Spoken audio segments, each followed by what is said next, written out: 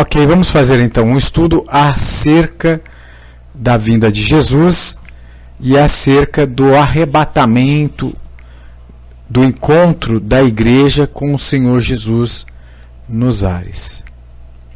Eu gostaria inicialmente fazer uma oração, buscar a Deus para que Ele nos dirija, né, e nos faça resplandecer a compreensão, o entendimento pelo Espírito dele.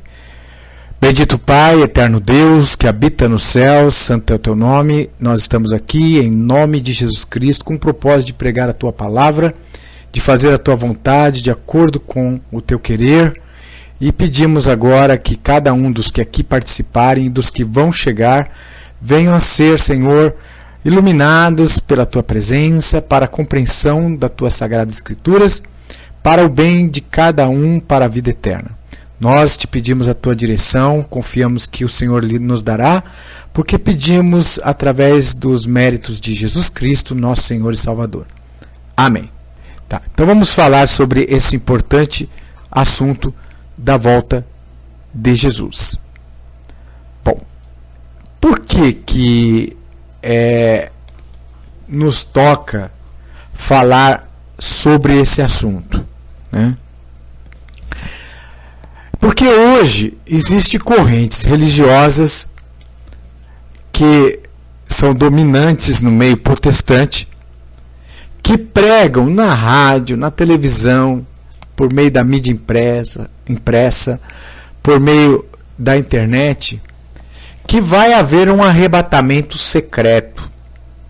Que esse arrebatamento vai ser como que um relâmpago, na velocidade de um relâmpago. Vão desaparecer os crentes da face da terra, e aqui vai ficar somente os desobedientes. E o anticristo então vai surgir, vai criar um reinado de 7 anos, vai ser o antimessias de Israel, reconstruindo o templo, e na metade desses 7 anos vai quebrar o concerto com Israel e vai haver tribulação sobre a face da terra.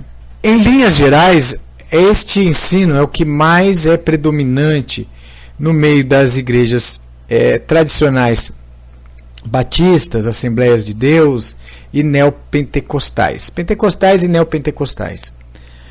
Este ensino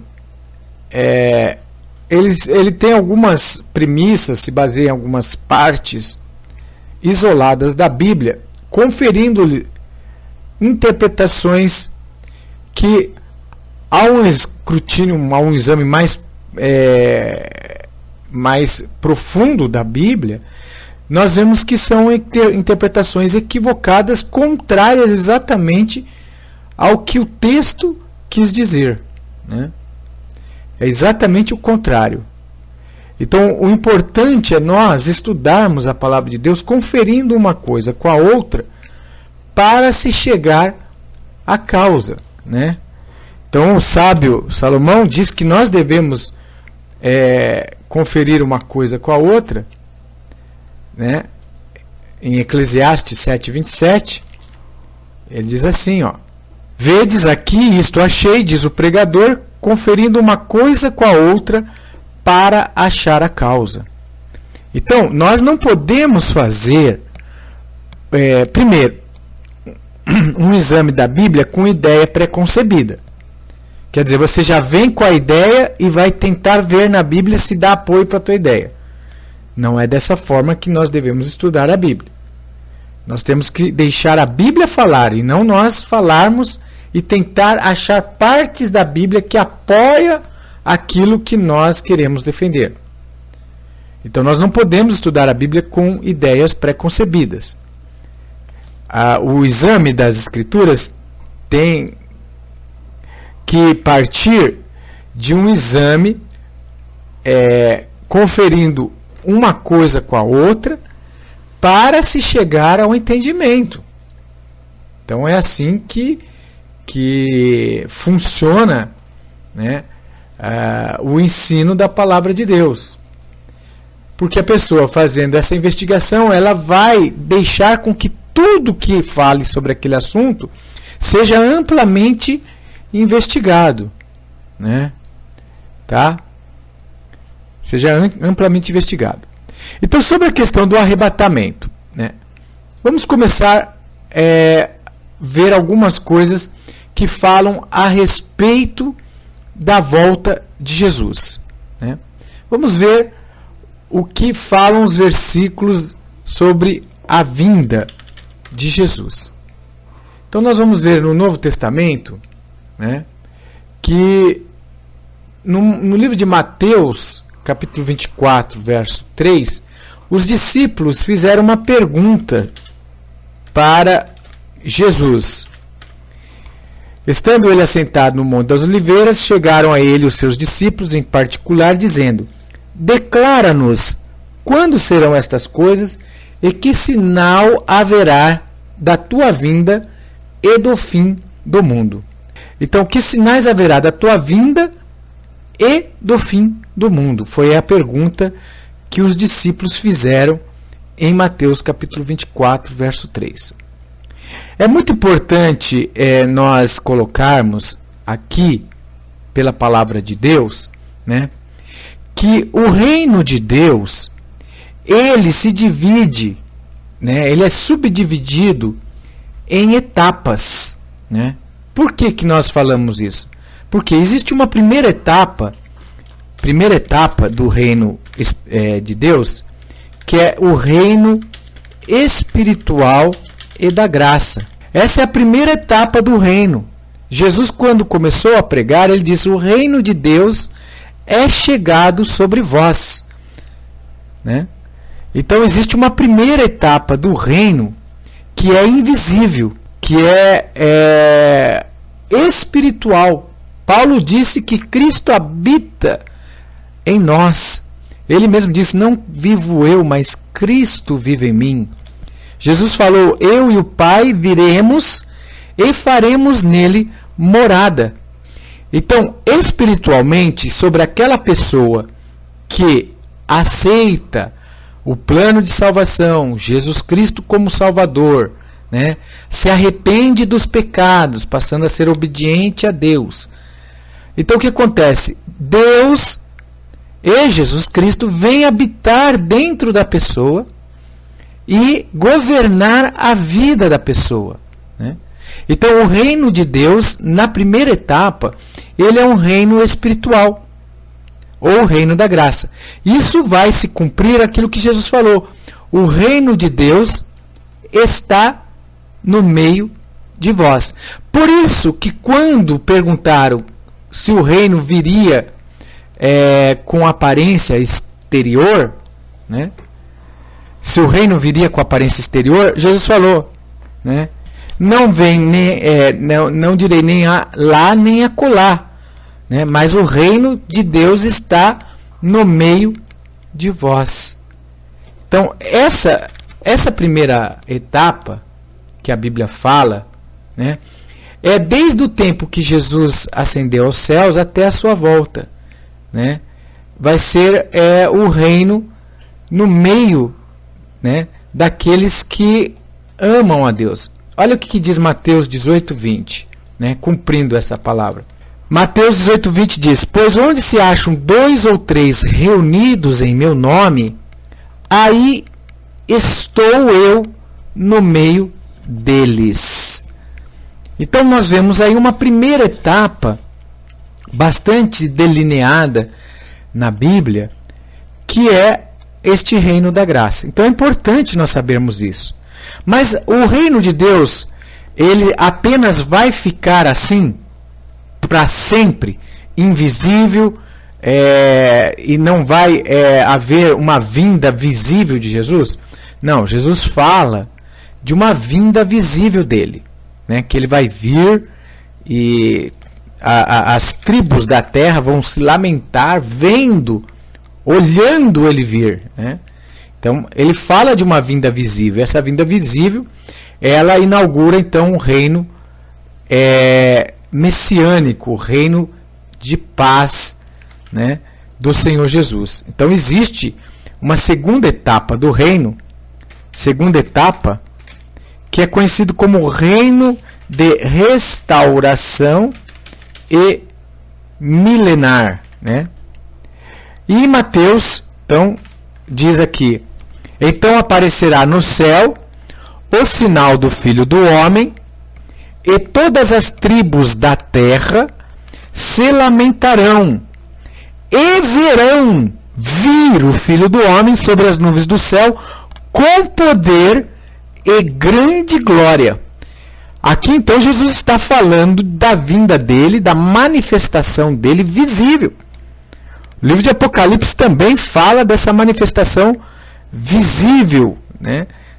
Que todos vão ver, né? Jesus vai confirmar essa mesma palavra em Apocalipse 1, verso de número 7. Eis que vem com as nuvens, todo olho o verá, até mesmo aqueles que os traspassaram, e todas as tribos da terra se lamentarão sobre ele. Sim, amém. Estamos falando então sobre um importantíssimo assunto, a volta de Jesus, o arrebatamento e a ressurreição. Então, é importante nós entendermos isso nas Escrituras, conferindo uma coisa com a outra, né? Como nós falamos no início do estudo, que existe este reino espiritual que hoje está sobre nós. Este reino está sobre nós espiritualmente, sobre aqueles que amam a Deus, é invisível, mas não vai ser sempre assim. A Bíblia fala de uma manifestação visível, em que Jesus vai voltar, né, visivelmente, da mesma forma que visivelmente ele ascendeu para os céus. No livro de Atos, capítulo de número 1, fala da ascensão de nosso Senhor Jesus Cristo, né? Diz aqui Atos capítulo 1, verso 9 ao 11, a ascensão do nosso Senhor Jesus Cristo. Fala assim: tendo ele dito essas coisas, né? Tendo ele dito estas coisas, foi levado para cima enquanto eles olhavam. Então vejam que essa ascensão do Senhor Jesus, pelo que está sendo relatado em Atos Apostólicos, foi uma ascensão visível diante dos olhos daqueles que estavam presentes ali. E uma nuvem o recebeu ocultando aos seus olhos. Quer dizer, depois que a nuvem recebeu ele, aí eles ficaram, não puderam mais ver, ficou oculto. Mas enquanto ele estava subindo, eles puderam ver Jesus visivelmente com seus olhos.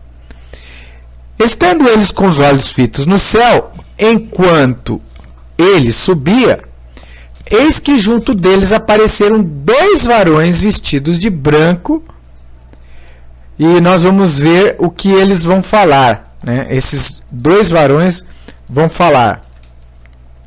Os quais lhe disseram: varões galileus, por que ficais aí olhando para o céu? Esse Jesus, que dentre vós foi elevado para o céu, há de vir, assim como para o céu viste ir. Olha, percebemos, as palavras desses anjos falam de que Jesus vai voltar da mesma forma que eles viram Jesus subindo para os céus. Então está falando de uma vinda visível, né? Não está falando de uma vinda oculta, invisível, né? Então nós não podemos confundir a questão do fato do reino de Deus ser invisível hoje, porque Cristo reina através do Espírito, do poder de Deus nas nossas vidas, com a vinda dele, que ele relata através desse acontecimento que nós estamos mostrando em Atos, através das próprias palavras do Senhor Jesus Cristo, que ele vai voltar visivelmente nas nuvens do céu, e todos os olhos verão, até mesmo os judeus que traspassaram Jesus, eles vão ver Jesus vindo, né? Verão o sinal do Filho do Homem.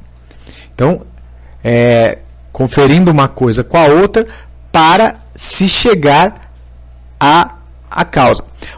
Outras coisas que na Bíblia mostram a respeito da vinda de Jesus. A vinda de Jesus, ela será uma vinda barulhenta, luminosa e com fogo. Ela não vai ser silenciosa. Ela vai ser uma vinda barulhenta.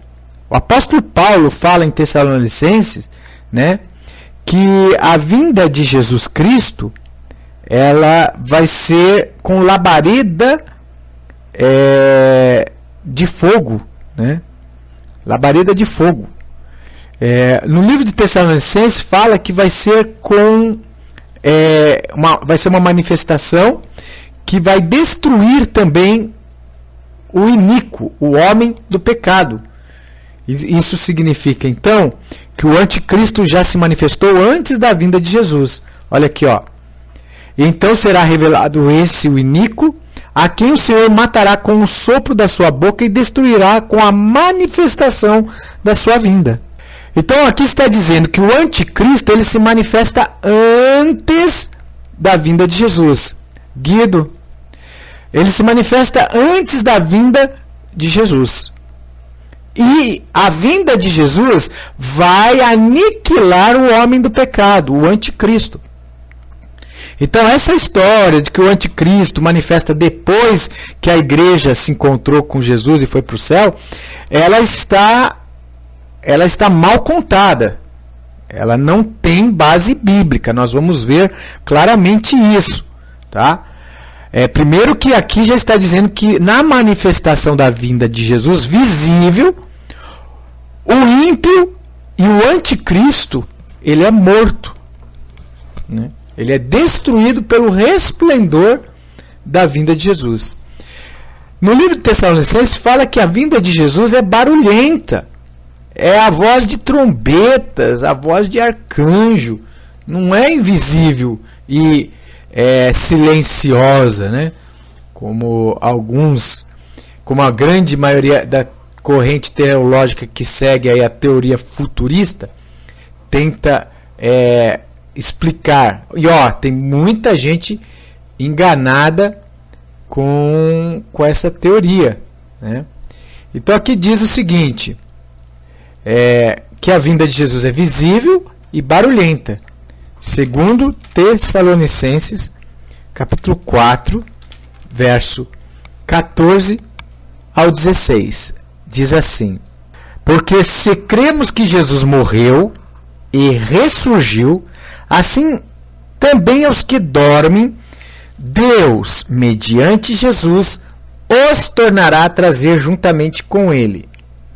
Dizemo-vos, pois, isto pela palavra do Senhor, que nós, os que ficarmos vivos para a vinda do Senhor, de modo algum precederemos os que já dormem. Aí o apóstolo continua, né? Verso 16 e 17.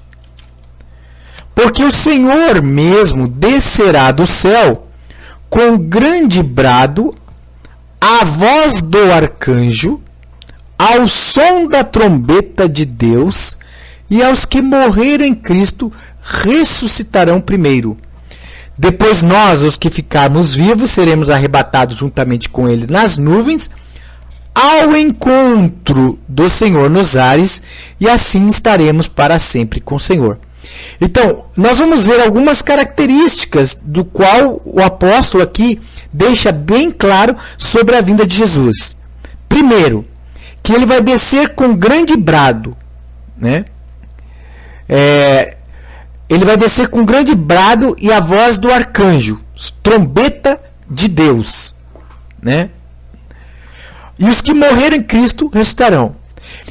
A teoria futurista, que é essa teoria do rapto secreto, por ela ser uma teoria que advoga este rapto secreto, ela precisa tentar argumentar, para poder se harmonizar com a Bíblia, que a vinda de Jesus não é um único evento, mas que é dois eventos, que Jesus vai vir em duas etapas. uma primeira vez nas nuvens, aí ele volta para o céu, e depois uma outra vez, uma terceira vez, do qual eles não querem considerar uma terceira vinda, porque se eles assim o fizerem, né, porque na verdade é uma terceira vinda, mas se eles assim fizerem, não se harmoniza com a Bíblia, porque a Bíblia não nos apresenta 3 vindas de Jesus. A Bíblia nos apresenta apenas uma segunda e definitiva vinda de Jesus para reinar. Então nós vamos ver nas Escrituras que não existe esse ricochete aí, ó. Jesus vem até a estratosfera e ricocheteia lá para o céu, volta de novo. Nós vamos ver na Bíblia que, na verdade, este arrebatamento é um encontro. Olha lá o que está escrito em 2 Tessalonicenses 4:15, né? Aliás, 17. Depois nós, os que ficarmos vivos, seremos arrebatados juntamente com eles nas nuvens, ao encontro do Senhor nos ares. Então trata-se de um encontro, de uma reunião. Jesus estava no céu e está voltando para vir para a terra. A igreja vai encontrar com ele nos ares, para voltar para o céu ou para descer para a terra. Um encontro, por exemplo, se alguém vem aqui na minha casa, né? Ó, eu vou aí para tua casa, ok. Aí a hora que ela chega no portão, eu saio da minha casa, vou ao encontro dela no portão para recepcionar ela e trago ela para a minha casa. Jesus está descendo. No verso 16 diz: porque o Senhor mesmo descerá do céu. Quer dizer, o objetivo da vinda é descer do céu para a terra.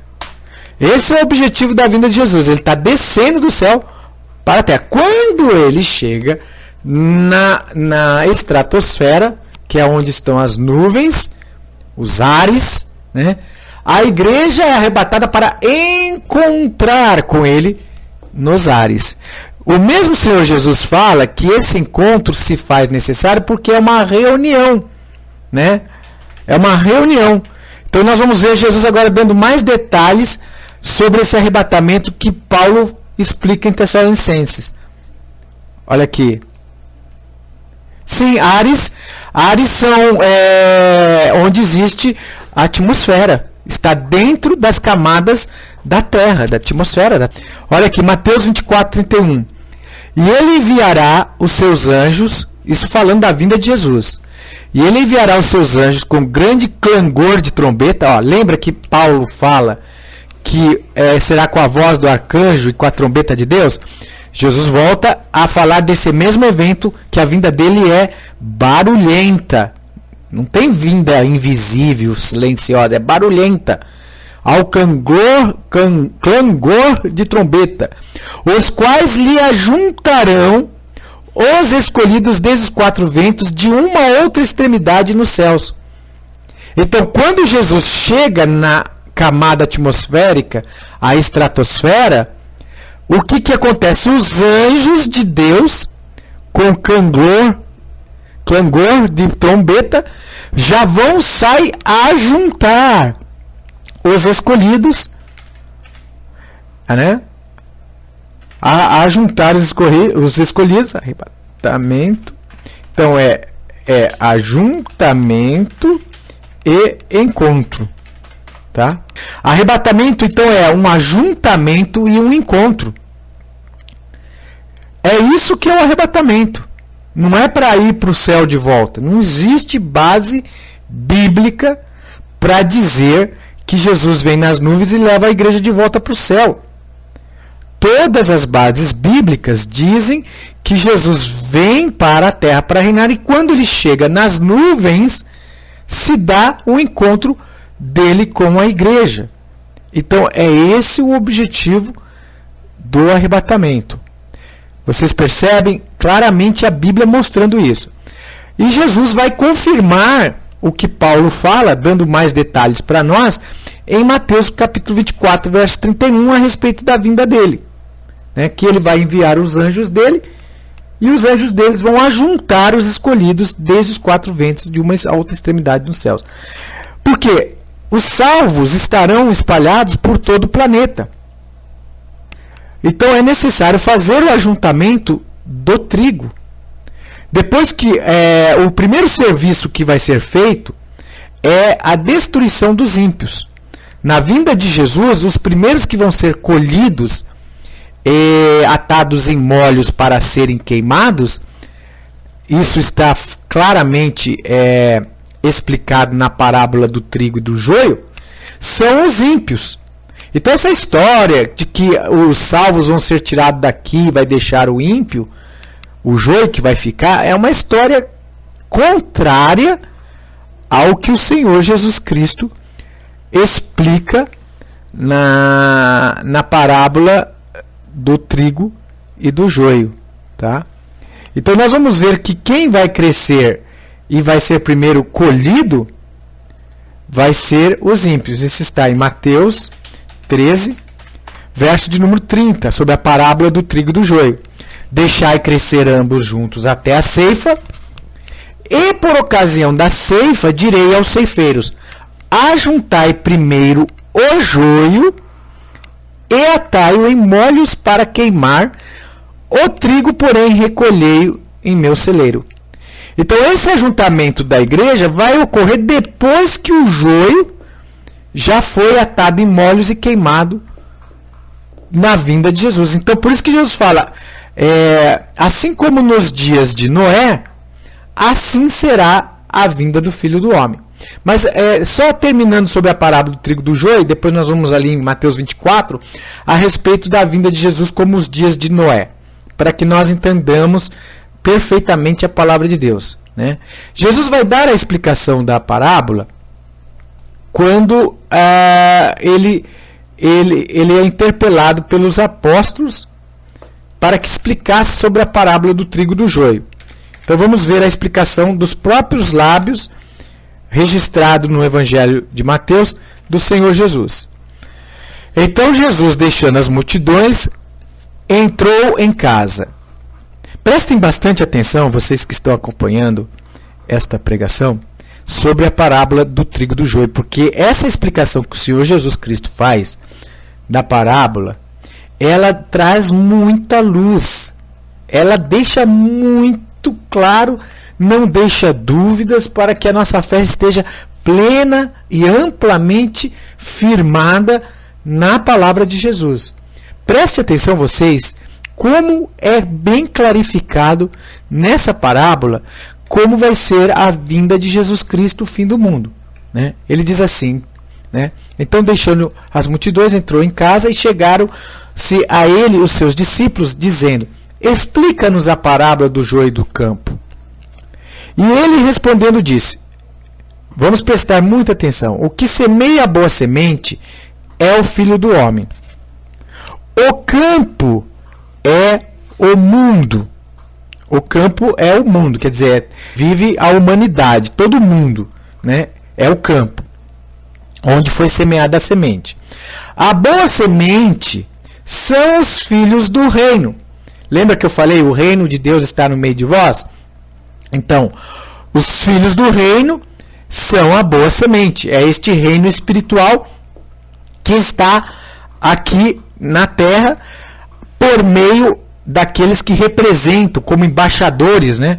O apóstolo Paulo fala que nós somos embaixadores, né? Embaixadores do reino. Então o embaixador ele tem que saber responder as coisas sobre o reino de Deus, tem que saber responder as razões da fé, né? Porque ele é um embaixador. Onde já se viu um embaixador que não sabe responder perguntas sobre o reino de Deus? 2 Coríntios 5:20 diz, de sorte que somos embaixadores por Cristo, como se Deus por nós vos exortasse. Rogamos-vos, pois, por Cristo que vos reconcilieis com Deus. Então nós somos embaixadores. O embaixador ele tem que saber responder as coisas a respeito do reino. Se nós somos representantes do reino de Deus aqui, nós temos que saber responder as perguntas que nos são feitas, né? As perguntas que devem nos ser feita quando nós pregamos a respeito do reino.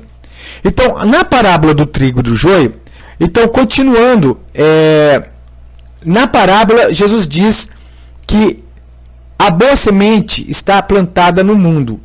O joio também está plantado no mundo, né? O joio também está plantado no mundo. Aí o que acontece? O campo é o mundo, a boa semente são os filhos do reino e o joio são os filhos do maligno. Olha lá. Então, existem muitos pregadores que gostam de fazer um discurso sobre a parábola do trigo e do joio, dizendo que na igreja tem crentes bons e crentes ruins, que tem joio e trigo dentro da igreja.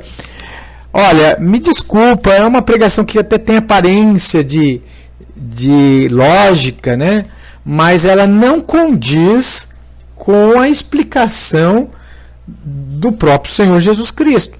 Jesus não está dizendo que na igreja tem joio e trigo, tá? Ele não está dizendo isso. Ele está dizendo que no mundo, que é o campo, tem o trigo, que são os filhos do reino, e tem o joio. Então, não condiz essa pregação que amplamente às vezes a gente ouve as pessoas falarem, de que a igreja tem joio e trigo dentro dela. A igreja são os filhos do reino. E o ímpio são os filhos do maligno, né? O campo é o mundo, então não é a igreja que é o campo, é o mundo. Então é no mundo que existe ímpio e que existe os filhos do reino. Aí ele vai falar, né, o que vai acontecer na ceifa. Em Mateus capítulo de número 13, continuando, Jesus vai agora falar quem que vai ser colhido, né? Aí ele diz assim, verso 39 e 40 de Mateus. Ó. O inimigo que semeou é o diabo. A ceifa é o fim do mundo e os ceifeiros são os anjos. Percebem? Olha, o fim do mundo vai ser essa ceifa. Pois assim como o joio é colhido e queimado no fogo, assim será no fim do mundo. Então, a ceifa a colheita começa primeiro sobre os desobedientes. O joio é colhido e queimado no fogo. Assim será no fim do mundo. Então, quem é primeiro colhido são os ímpios, segundo a explicação do próprio Senhor Jesus Cristo. E o que ele diz no verso 41 e 42? Né? O que vai fazer?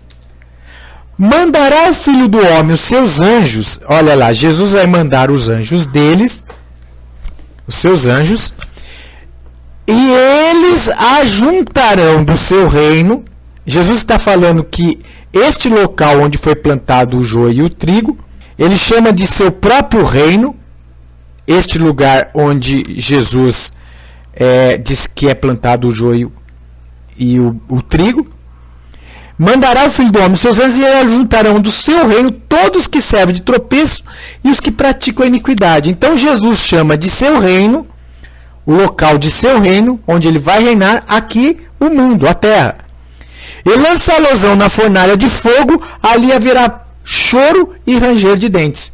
Então os anjos de Deus vêm fazer um trabalho de aniquilamento e limpeza do joio, dos maus, tá? E o trigo, o que acontece com o trigo, né? Jesus fala no verso seguinte, 43. Então os justos resplandecerão como o sol no reino de seu Pai. Quem tem ouvidos, ouça. Então quem vai sair, quem vai ser arrancado, destruído no fim do mundo, e os anjos de Jesus e os anjos de Deus vão fazer um trabalho de limpeza no planeta, são os ímpios.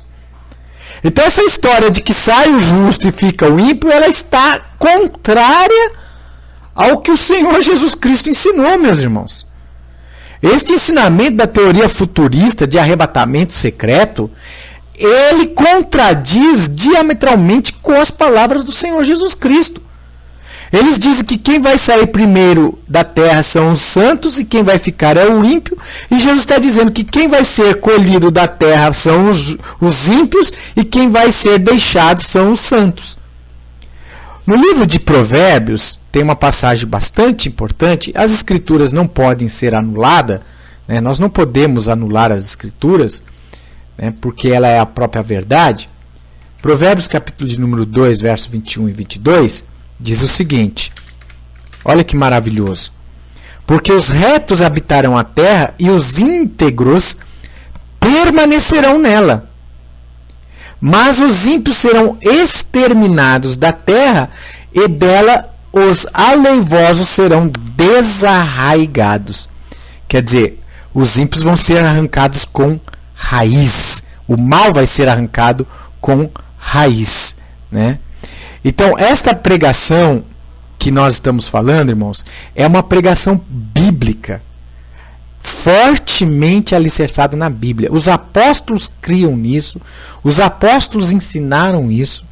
A igreja primitiva, apostólica, cristã, ela sempre manteve esta pregação a respeito da vinda de Jesus, ser um encontro com a igreja, onde Jesus inaugura um reino messiânico de paz sobre a terra e os ímpios vão ser destruídos da terra. Essa é a fé genuína apostólica da Igreja de Deus. E hoje existe, na maioria da corrente religiosa protestante, uma pregação completamente o contrário. Enquanto a Bíblia diz que a vinda de Jesus é visível, barulhenta, eles dizem que é invisível, secreta. Enquanto a Bíblia diz que Jesus vai colher daqui da terra os ímpios e vai deixar os justos, eles dizem que quem vai ser tirado vai ser os justos e quem vai ser deixado são os ímpios. Enquanto a Bíblia diz que Jesus vem para reinar sobre a terra e está descendo para reinar sobre a terra, eles dizem que Jesus vai voltar para o céu. Enquanto a Bíblia diz que Jesus vai voltar a segunda vez, eles ensinam a terceira vinda de Jesus. Quer dizer, então, todas essas coisas não fecham com as sãs palavras do Senhor Jesus. A teoria do rapto secreto, ela se baseia em passagens isoladas do contexto bíblico. Por exemplo, a passagem que diz que Jesus vai vir como um relâmpago. Tá? Eles dizem que Jesus vai vir como um relâmpago, significa que ele vai vir rápido como um relâmpago. Seria isso mesmo que Jesus quis dizer? Que ele vai vir rápido como um relâmpago? Será que é isso? Mateus 24, 27. Vamos ler, para ver se é isso que ele quis dizer. Porque assim como o relâmpago sai do Oriente e se mostra até o Ocidente, assim será também a vinda do Filho do Homem. Veja essa palavra, né, esse verbo, né, mostra. Assim como o relâmpago mostra. Por exemplo, quando você está dentro de casa, mesmo com a janela fechada, e cai um relâmpago, dá aquele brilho, ele vaza por tudo quanto é lado, e além de tudo, você ainda escuta o barulho. Então Jesus quis dizer que a vinda dele vai ser tão visível como um relâmpago, para não deixar dúvida. E se alguém pregar que ele vem invisivelmente, se alguém começar a ensinar que ele vem invisivelmente, não acredite. Não acredite. Tá? Não é para dar crédito, né, nesse tipo de falsa pregação, que diz que ele vai vir invisível, que ele vai vir secretamente. Olha, cuidado, hein? Olha o que ele diz. Porque onde surgir falsos cristos, falsos profetas, farão grandes sinais e prodígios, de modo que, se possível fora, enganariam até os escolhidos. Eis que de antemão vos tenho dito. Portanto, se vos disserem, eis que ele está no deserto, não saiais. Ou, eis que ele está no interior da casa. Não acrediteis. Então, se alguém quiser ensinar para você que Jesus vai vir de forma invisível, de forma que você tem que ser avisado, não dê crédito a esse tipo de pregação. Eis que de antemão o Senhor Jesus já está nos advertindo. Não dê crédito a esse tipo de pregação que diz que Jesus vai vir invisível. Essa pregação, ela está contrária, porque assim como o relâmpago se mostra do Oriente ao Ocidente, assim será a vinda do Filho do Homem. Quer dizer, vai ser visível, barulhenta, para não deixar dúvidas. Jesus vai vir de forma muito visível. O sinal dele vai ser de glória, de poder, né? E verão o Filho do Homem vindo, todo olho verá. Então essa pregação de Jesus vir e fazer um arrebatamento secreto é uma pregação contrária ao que Jesus ensinou, tá? Agora nós podemos entender perfeitamente Mateus 24 sobre como nos dias de Noé. Então vamos lá. Mateus 24, verso 36, 37 em diante. Né? Vamos lá.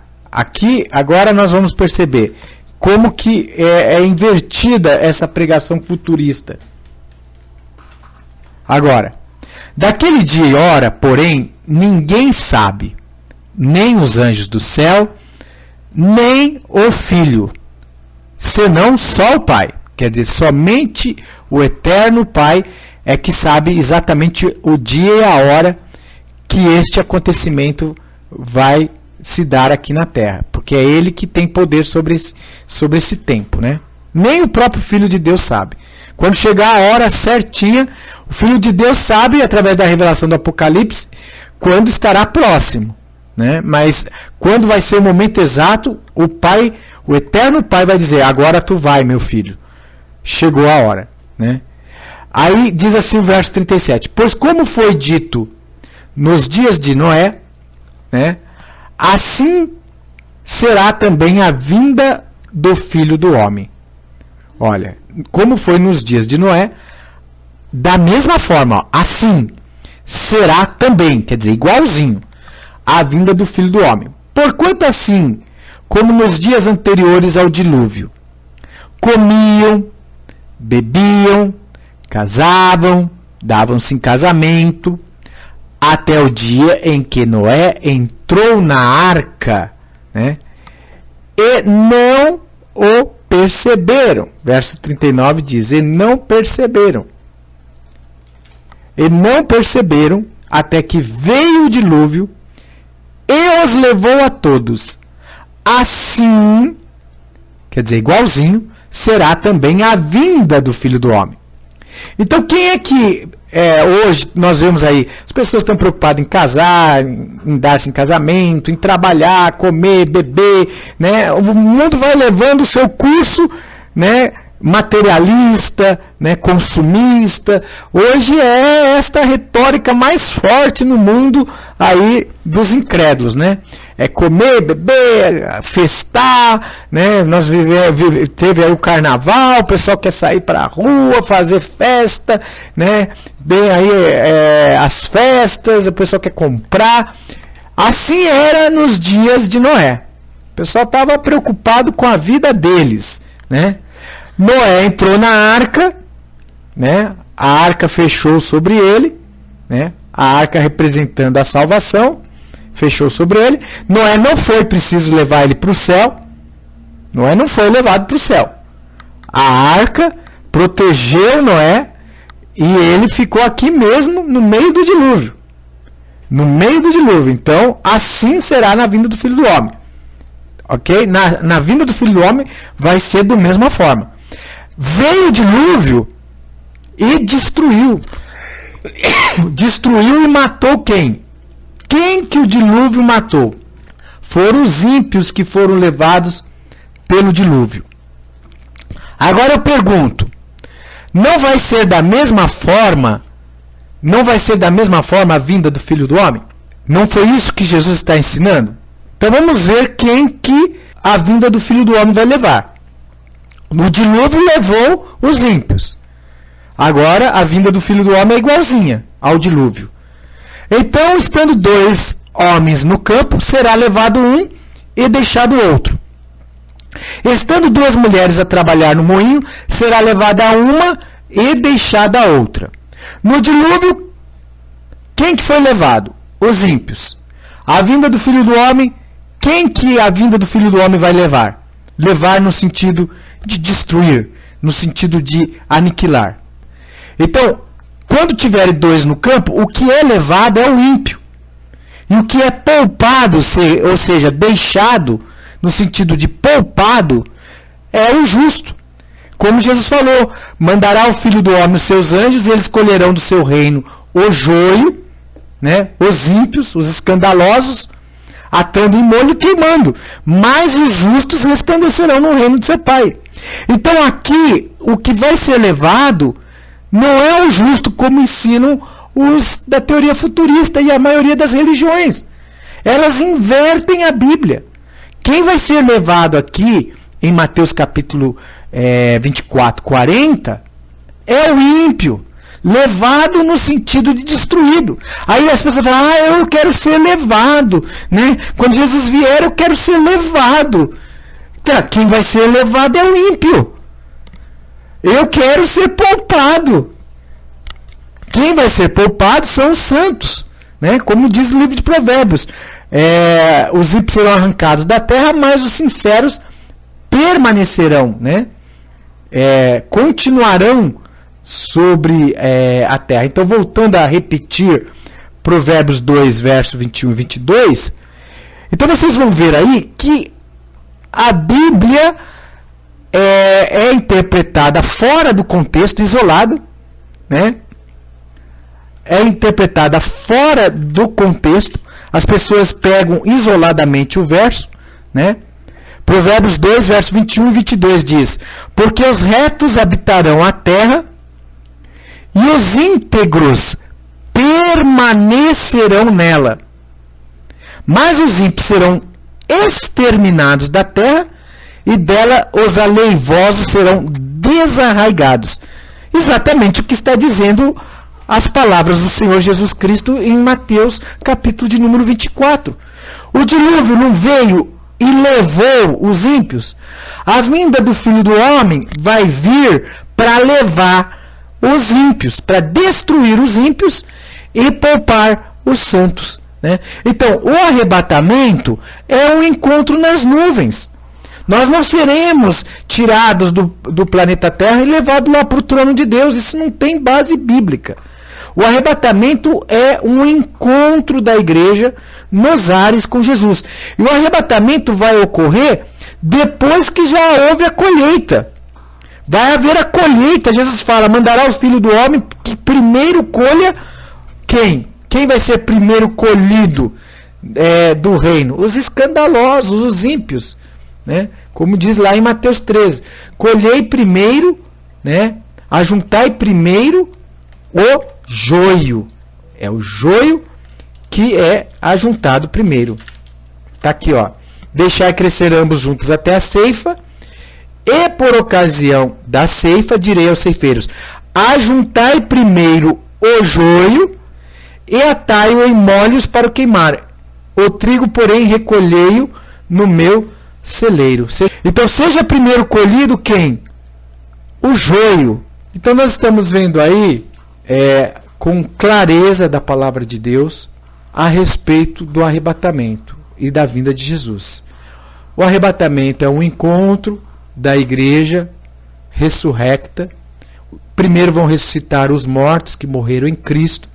Depois os vivos serão transformados num abrir e fechar dos olhos ante a última trombeta. Isso é importante também nós ressaltarmos. A igreja estará protegida aqui na terra até o último momento, tá? Até o último momento a igreja está aqui protegida na terra, assim como nos dias de dilúvio. A arca protegeu Noé do dilúvio. Noé não foi tirado da terra, ele foi protegido dentro da arca. Agora, 1 Coríntios nos dá uma luz muito importante a respeito da igreja. 1 Coríntios 15, 51 e 52. Eis que aqui vos digo um mistério. Nem todos dormiremos, mas todos seremos transformados. No momento, no abrir e fechar de olhos, ao som da última trombeta, então aqui confirma novamente que a vinda de Jesus é barulhenta, ao som, então é algo audível, ao som da última trombeta, porque a trombeta soará e os mortos serão ressuscitados incorruptíveis e nós seremos transformados. Agora, aqui fala da última trombeta, tá? Acontecimento final, tá? Última trombeta. Se a igreja vai ser transformada somente na última trombeta, faço uma pergunta aos nossos queridos irmãos. A igreja vai estar na terra quando vier a punição dos ímpios ou não? Se a transformação só se dá ao toque da última trombeta, vai estar aqui na terra. Isso, nós temos provas bíblicas de que a igreja vai estar, porque primeiro, Mateus 13 diz que os que vão ser colhidos primeiro são o joio. Depois é o trigo que vai ser ajuntado no reino de seu Pai. O reino é aqui na terra. Jesus fala, mandará o Filho do Homem, os seus anjos escolherão do seu reino os escandalosos. Onde estão hoje os escandalosos, os sodomitas, os que vivem na anomia, né?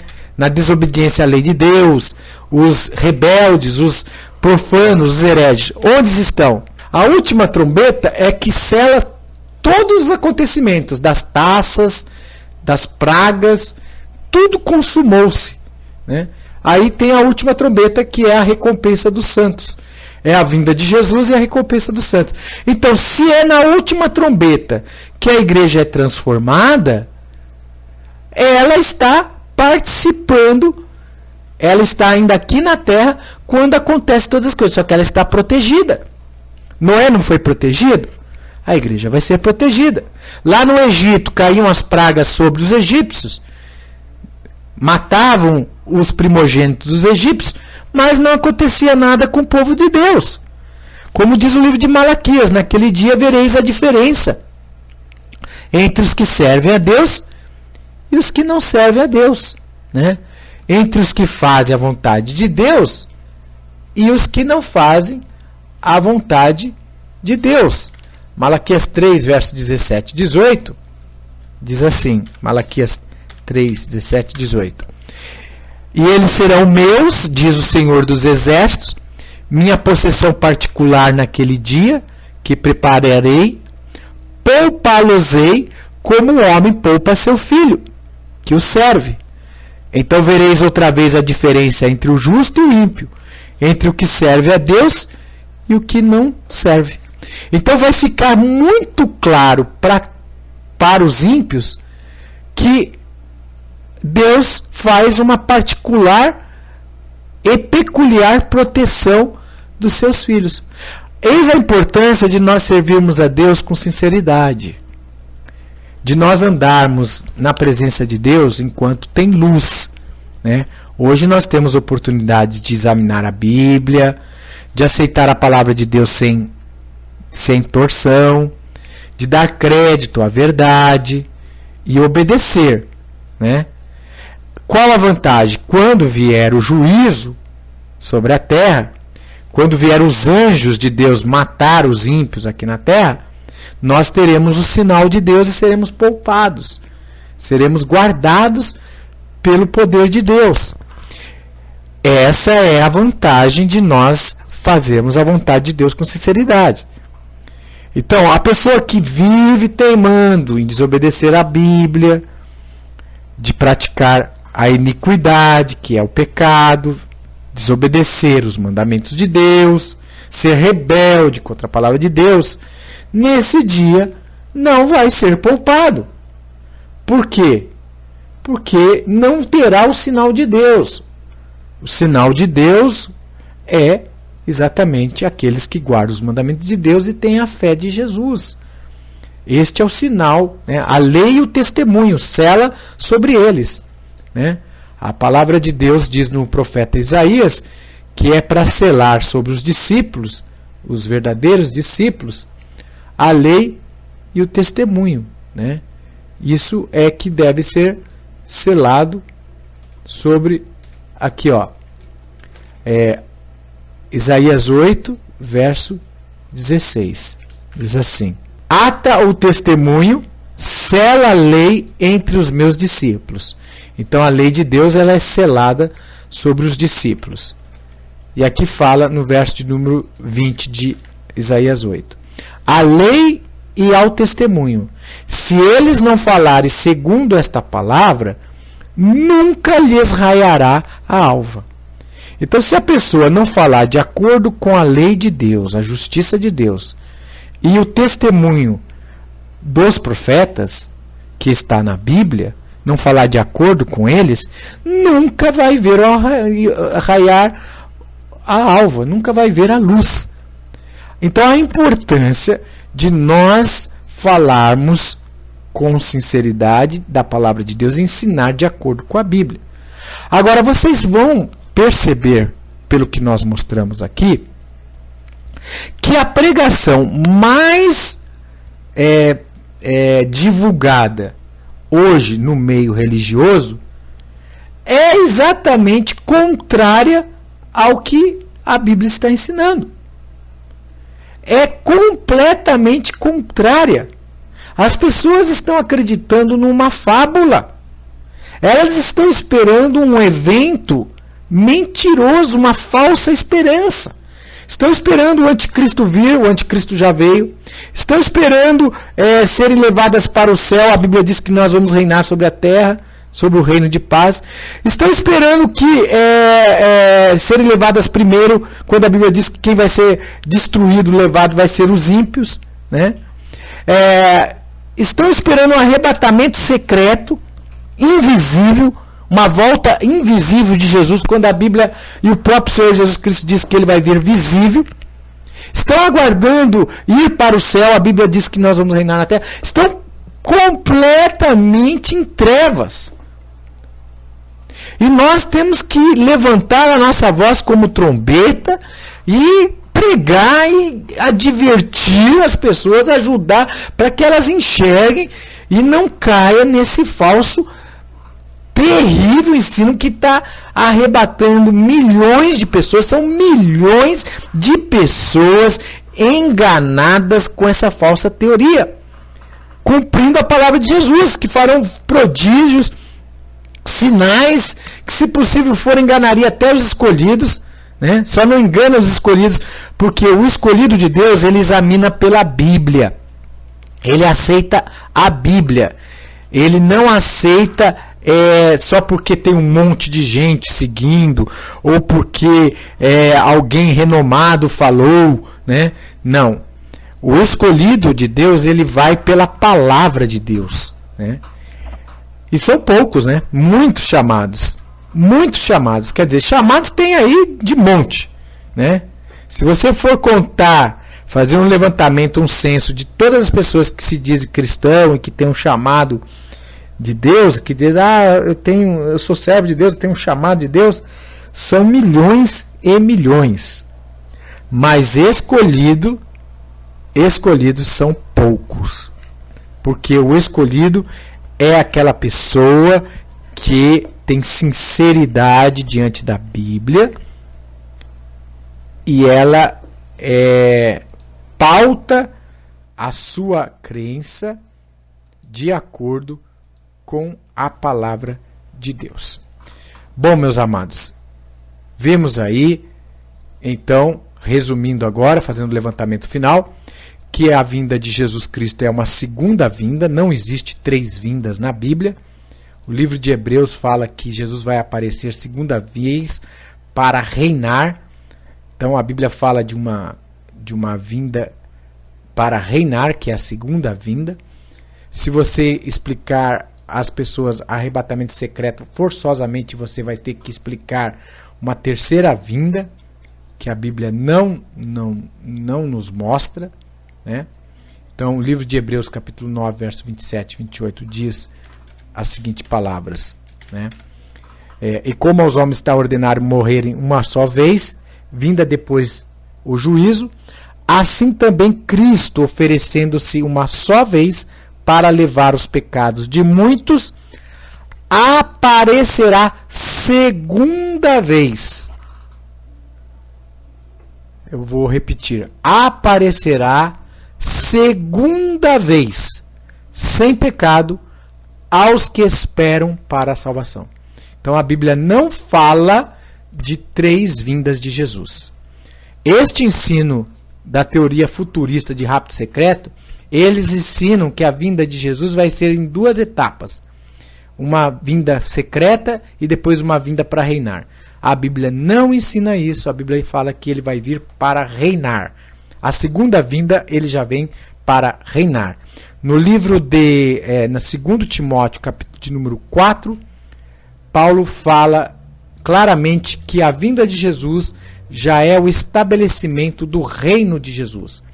2 Timóteo 4, 1 diz: Conjuro-te diante de Deus e de Cristo Jesus, que há de julgar os vivos e os mortos pela sua vinda e pelo seu reino. Então você vê que a vinda de Jesus já é o estabelecimento do reino de Jesus.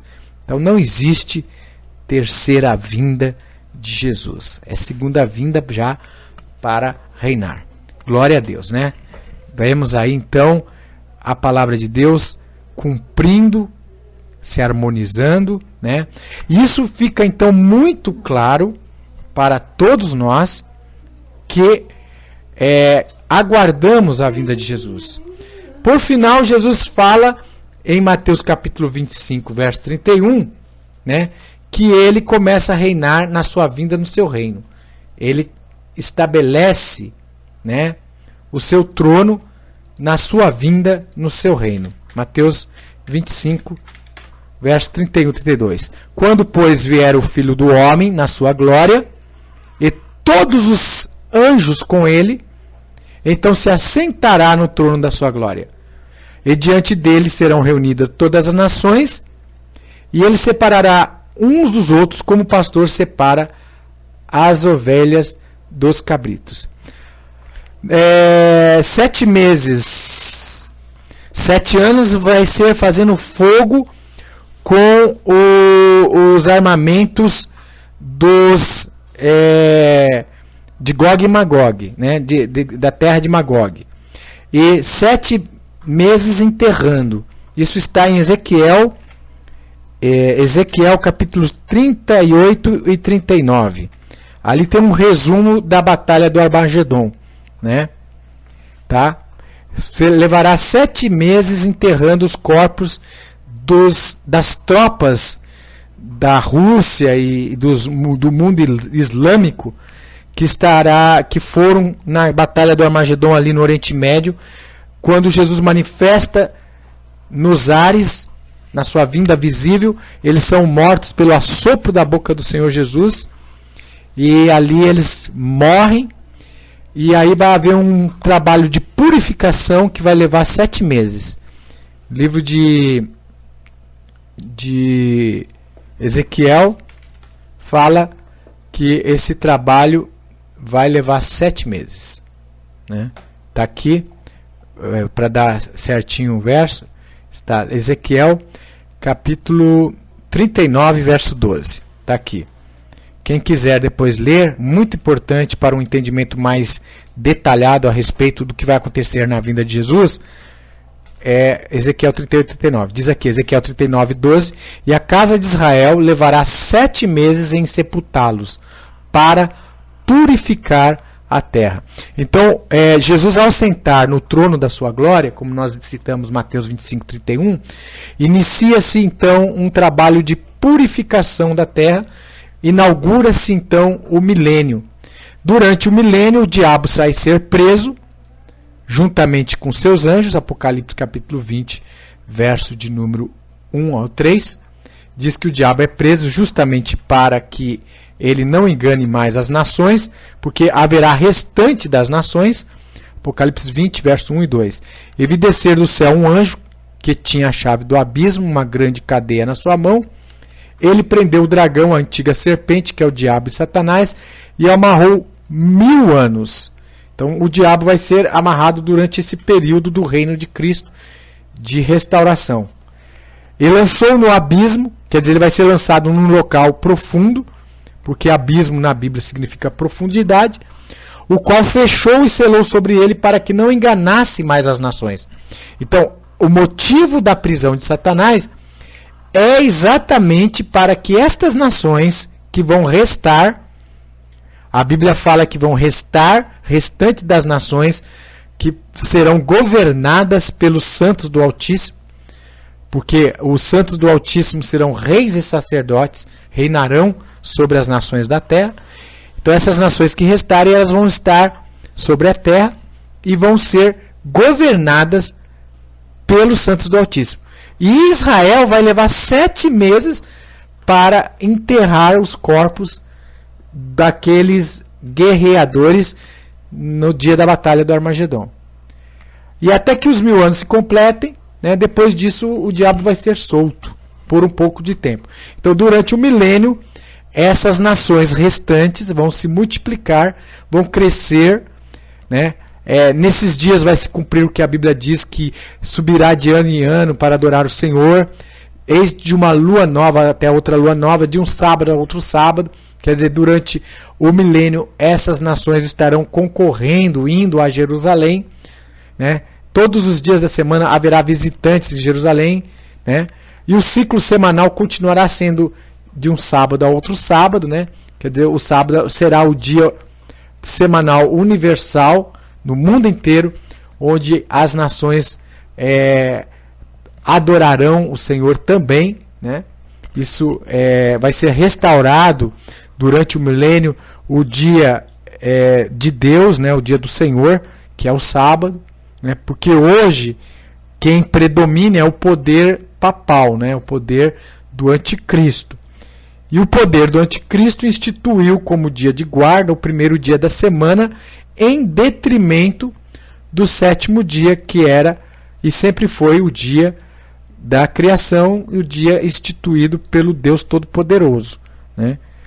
E aí, o que acontece? Hoje, muitas pessoas se opõem a aceitar e obedecer o sábado, exatamente pela dificuldade que existe de se guardar o sábado, uma vez que o domínio hoje está no poder do diabo, e o anticristo instituiu então como dia de guarda o domingo, né? Outros, para não passarem a vergonha de tentar defender o domingo como dia de guarda, então dizem que não existe mais dia nenhum de guarda, que não existe dia nenhum do Senhor, né? Mas são tudo discursos vãos, discursos humanos, que não têm apoio na Bíblia, não são conforme a palavra de Deus, e são feitos esses discursos com o objetivo de diminuir um pouco o peso de consciência das pessoas, né, de estarem contrário aos mandamentos de Deus. Então, esses obreiros, né, contrários à lei, contrários à lei de Deus, eles fazem esse discurso com o objetivo de apaziguar a sua própria consciência e a consciência dos outros, que ficam tendo comichões nos ouvidos por causa da palavra de Deus, por causa da palavra da verdade, né? A Bíblia ensina de forma muito clara que os mandamentos de Deus foram escritos pelo próprio dedo do Deus Altíssimo e ditado pela própria boca do Deus Altíssimo no Monte Sinai, né? Não foram escritos por Moisés, e que esses mandamentos são eternos e que no novo concerto agora estão escritos pela tinta do Espírito do Deus vivo no coração daquele que sinceramente aceita a verdade e a palavra de Deus, né? Então, resumindo, a vinda de Jesus é visível, A vinda de Jesus é um único evento onde ele vai voltar para reinar sobre a terra. Na vinda de Jesus, quem vai ser levado serão os ímpios, eles serão destruídos. A palavra levado, assim como o dilúvio levou, a vinda de Jesus vai levar os ímpios. Quem será deixado, no sentido de poupado, serão os justos, né? Os anjos de Deus farão um trabalho primeiro de limpeza na terra, colhendo os escandalosos do reino de Cristo, que é a terra, e depois o trigo será juntado no celeiro, ou seja, Jesus vai vir sobre o mesmo lugar de onde ele subiu, do Monte das Oliveiras. O livro de Zacarias, capítulo de número 14, fala que os pés do Senhor, o Salvador Jesus Cristo, estará sobre o Monte das Oliveiras, verdadeiramente, né? Isso é palavra e testemunho, né, dos profetas. Naquele dia estarão seus pés sobre o Monte das Oliveiras, que está defronte de Jerusalém para o oriente. E o Monte das Oliveiras será fendido pelo meio, do oriente para o ocidente haverá um vale muito grande, e metade do monte se removerá para o norte, e a outra metade dele para o sul. E agora no verso 5 nós vemos Jesus com a igreja em Jerusalém triunfante. Fugireis pelo vale dos montes, quer dizer, os restantes das nações de Israel vai fugir no meio desse vale aberto pelos pés do Senhor Jesus, na vinda dele, pois o vale dos montes chegará até Azel, continuando a leitura, e fugireis assim como fugiste de diante do terremoto nos dias de Uzias, rei de Judá. Então virá o Senhor meu Deus e todos os santos com ele. Olha lá, os santos de Deus, os justos, a igreja, nós que formos fiéis, que estamos salvos em Cristo, estaremos juntamente com ele, descendo ali sobre o Monte das Oliveiras e para sempre ali reinaremos, inaugurando o reino milenar, que é o reino que convém que Jesus reine até que ponha debaixo de seus pés todos os inimigos. 1 Coríntios capítulo 15, verso 24 a 28. Todos os inimigos serão aniquilados, o último inimigo a morte, então a terra estará totalmente purificada, né? E a igreja está com Cristo aqui na terra, aí a Nova Jerusalém desce. E Deus é tudo em todos, e aí é o reino eterno. Que possamos fazer parte deste maravilhoso reino de paz, de justiça, onde nós reinaremos com Jesus Cristo sobre a terra como reis e sacerdotes. Hoje, Jesus Cristo reina nessa primeira fase do reino dele, que é a fase espiritual. Ele reina no meio de nós pelo Espírito Santo, por meio da verdade.